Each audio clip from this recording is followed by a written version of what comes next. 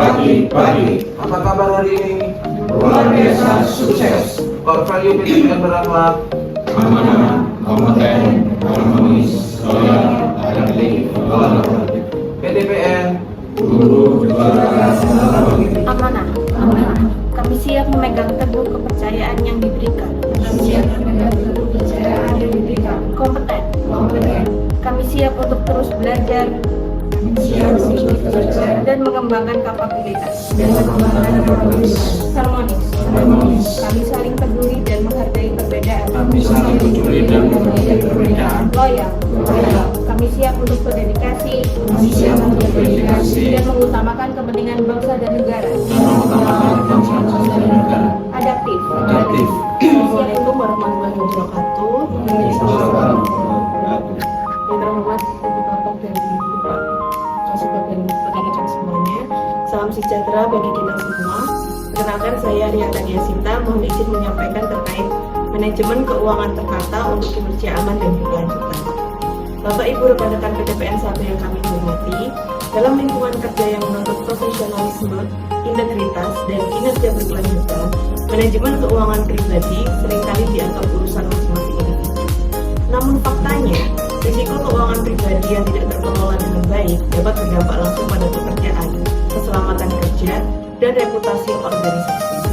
Hari ini kita akan membahas kesadaran risiko atau risk awareness terkait keuangan pribadi, sekaligus manfaat dan keuntungan ketika keuangan dikelola secara tertata, aman, dan berbagi.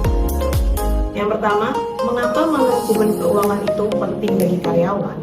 Manajemen keuangan yang baik bukan soal banyak uang atau tidak, melainkan soal kendali dan ketenangan. Keuangan yang tertata memberikan, pertama, fokus kerja lebih baik karena tidak terganggu tekanan hutang.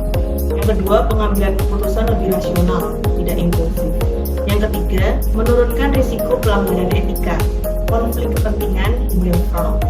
Yang keempat, kesehatan mental lebih stabil, berdampak pada keselamatan kerja.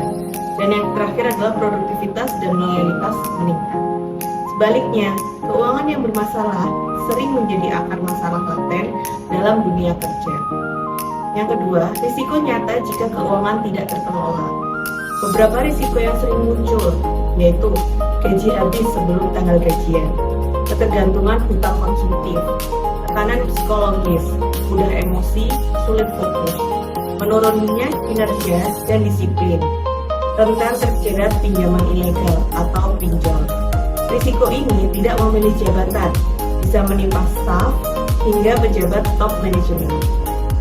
Contoh kasus yaitu terjerat pinjol yang sulit lepas. Mari kita lihat contoh kasus nyata. Contohnya di sini adalah seorang karyawan berpenghasilan tetap awalnya meminjam pinjol 20 juta untuk kebutuhan mendesak. Karena bunga dan denda harian, dalam 1 bulan tagihan menjadi 4 juta yang awalnya hanya pinjam 2 juta. Untuk menutup pinjol pertama, ia mengambil pinjol lain. Dalam 6 bulan, ia terjerat 7 aplikasi pinjol dengan total hutang lebih dari 25 juta. Sementara gaji tidak pernah naik. Akibatnya, setiap hari diteror debt collector, fokus kerja menurun, emosi tidak stabil, dan mulai mencari jalan pintas demi uang tambahan. Hubungan keluarga pun dan pekerjaan terganggu. Masalah ini bukan karena malas atau bodoh, melainkan karena pertama, tidak ada dana darurat, tidak paham risiko bunga dan skema pinjol, dan yang terakhir adalah tidak memiliki perencanaan keuangan yang berkelanjutan. Manfaat keuangan yang tertata, aman, dan berkelanjutan. Jika keuangan dikelola dengan baik, karyawan akan pertama memiliki kendali penuh atas penghasilan, mampu menghadapi kondisi darurat tanpa utang yang berisiko. Ketiga, bekerja dengan tenang dan bermartabat. Keempat, menjaga integritas dan profesionalisme. Dan yang terakhir, siap menghadapi masa depan, yaitu pendidikan anak, kesehatan, dan pensiun.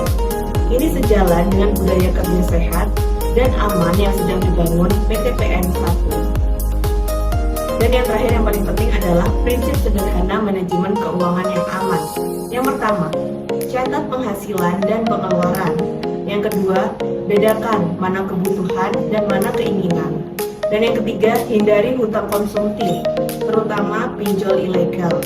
Keempat, bangun dana darurat, meski kecil tapi rutin. Dan yang terakhir, cari bantuan lebih awal. Jangan menunggu terjerat terlalu dalam. Ingat, masalah keuangan bukan aib, tapi membiarkannya tanpa solusi adalah risiko. Sekian sharing hari ini. Terima kasih. Wassalamualaikum warahmatullahi wabarakatuh.